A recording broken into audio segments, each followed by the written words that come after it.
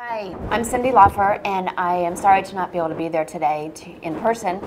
I realize you've just met Michaela, pretty remarkable young lady, and I'm very happy to be able to share a little bit of my story with Michaela. I've known her for 5 years now. I've gained way more from Michaela than I think she ever gained from me. She's taught me a lot of lessons, and I'm very happy to know her and to have her as my friend. But I heard the story of Michaela and her sister. Michaela was 13 and her sister was 17 at the time, and they had been adopted 10 years earlier, and the adoptive family had physically abused the children, and it just went against everything that I've been doing with CASA for 10 or 12 years, and we fight to get these kids into permanent homes, and to have that permanent home do that was just, I didn't understand, and I just really was drawn to these two girls. I met them, and they were exquisite. They were open and honest and resilient like crazy. They had been in 3 schools that year as a high schooler and a middle school, which really amazed me that they were like, oh yeah, school's great and we love it and we're doing good, and they were doing good. They had straight A's.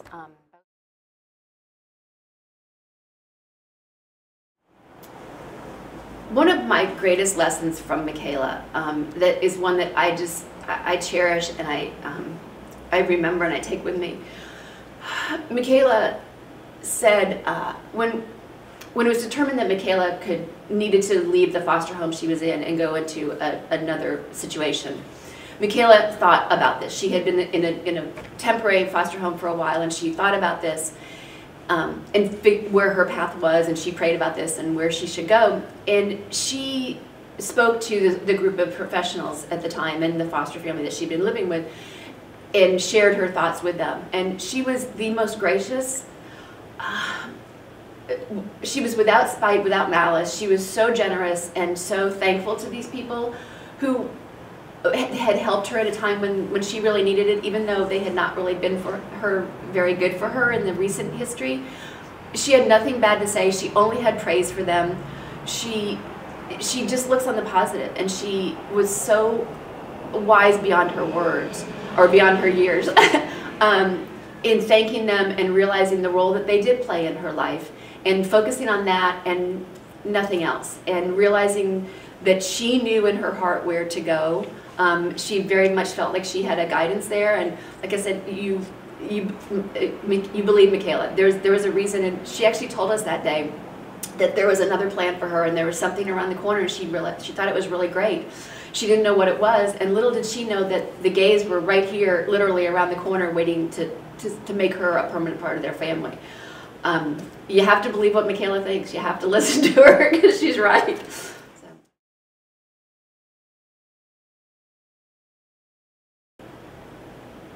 Michaela made the best of everything. And so she seemed like this positive person, this happy person, you know, for the 3 years that I knew her. And it wasn't until she got into her permanent home that I saw Michaela being really happy. I saw a real smile on her face. I thought for 3 years that she was a happy kid and positive, but until I saw her in their home, living there, and I saw this relaxed, comfortable, secure young lady, I realized this is Michaela. This is a happy girl.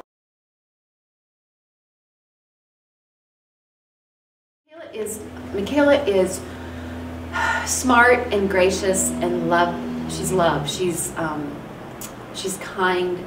She is committed. She's service. She wants to. And to put herself out there is really remarkable, and I'm so proud of her for being able to do that, and to be open to that family and to give them her all and to let them love her as they have.